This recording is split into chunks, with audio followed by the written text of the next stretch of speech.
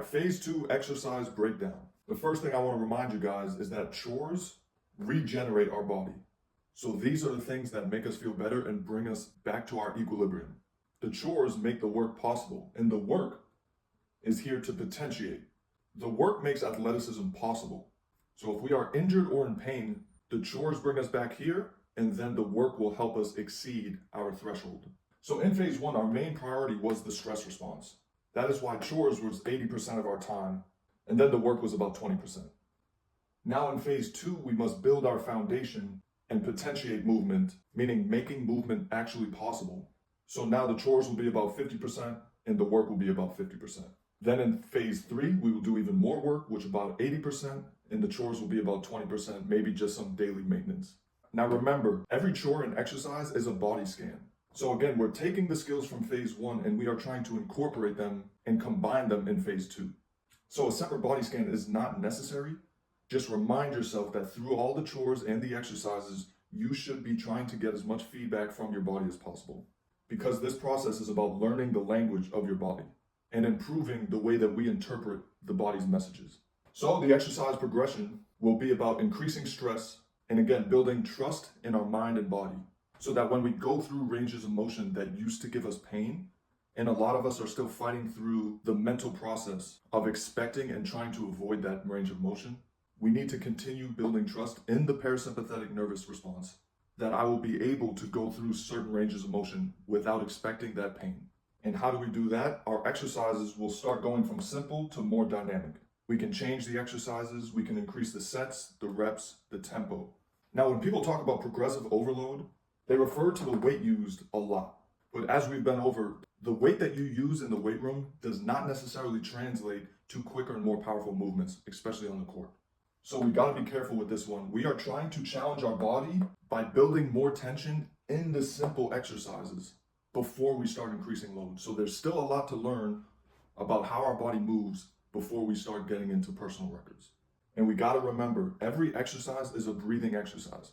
So no matter what shape or posture or movement I'm doing, I'm always working on engaging the core and integrating that with every breath. With each inhalation and exhalation, you should be bringing more power and more integration into the entire body. So whether we're working the biceps or a push-up or a squat, we should be thinking about building our ability to perform the movement and starting all of that with the diaphragm and how we are using our core. Now, in a lot of the similar exercises, we will be progressing into level 2 and level 3 of those movements. First of all, I gotta put walking. Walking is something that we were made to do way more than anything else. So calibrating your movement and working on your gait mechanics by taking steps and increasing the steps you take every day is gonna help just as much, if not more, than everything else you can do in the weight room. We're gonna also start a foot rebuild sequence to help train the muscles and the soft tissue in your feet and help you comfortably walk around without shoes. So throughout this walking progression, we wanna increase our ability to barefoot walk on different surfaces and with more duration and frequency. The next step of getting up off the floor will be in more challenging sequences. Our anterior extension on the front side of the body will progress into dead bug level 2 and level 3. Same thing with the posterior extension. For core brace, our push-ups will get more challenging and we will start doing some dips and Turkish get-ups. And the reason why I call this core brace, because not a lot of our core strength was made to just brace for impact. We are dynamic movers. So the way that you can brace your core while moving other levers in your body is going to help you with functional movement. Next, we got the hinge. We will progress in our single leg RDLs and we will also get into more glute bridges and we will become more dynamic in our squat patterns. Then for weeks 5 through 7, we will get into crawls and more functional sequencing exercises. So the movement that we do towards the end of phase 2 will be about detraining a lot of the dysfunctional habits that we've picked up over the years by isolating our muscles. And then we can get into training the proper timing and integration that it takes for us to move functionally.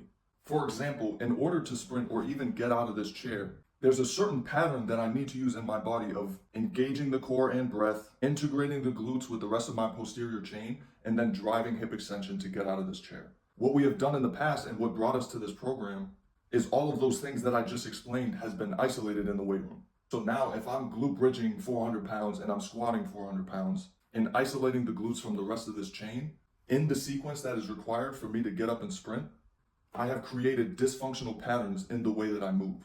And those are the things that restrict us, hold us back from becoming faster, being able to jump higher. And those are the things that down the road lead to chronic pain.